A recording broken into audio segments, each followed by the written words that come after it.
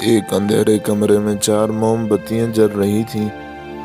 پہلی بولی میں امن ہوں، اب چونکہ میں مفقود ہو چلی ہوں تو بس میرا آخری وقت آ پہنچا ہے۔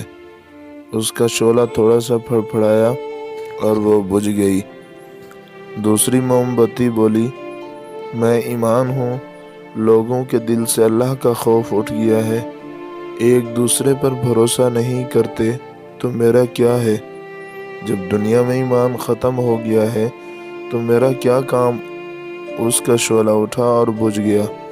تیسری نے کہا، میں محبت ہوں، آج ایک مسلمان دوسرے مسلمان کی ٹانگ کھینچ رہا ہے، میرا اس دنیا میں اب کوئی کام نہیں بچا، اور یہ کہہ کر وہ بھی بجھ گئی۔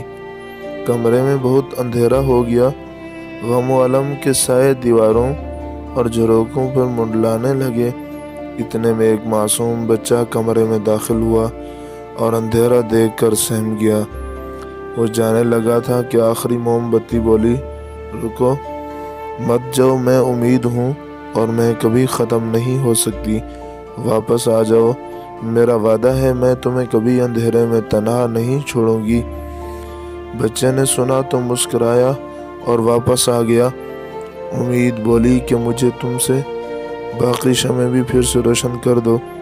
بچے نے اسے اٹھایا اور امن، ایمان اور محبت کی شمع پھر سے روشن کر دیں۔ زندگی میں سب کچھ لٹ جائے، کوئی حرج نہیں، اس امید کو کبھی ختم نہ ہونے دینا۔ مسلمان پر مایوسی حرام ہے، اچھا وقت بھی آئے گا اور ہم دیکھیں گے۔ بچہ گیا اور دعا کے لیے ہاتھ اٹھائے اور اس سے بولا، جو ہر شے کا خالق ہے، تیرا شکر ہے تو نے امید بنائی اور اس کو میرے دل میں ڈال دیا۔ بے شک تو امن کا بادشاہ ہے، میں تجھ پر اور صرف تجھ پر ایمان رکھتا ہوں اور تجھی سے محبت کرتا ہوں۔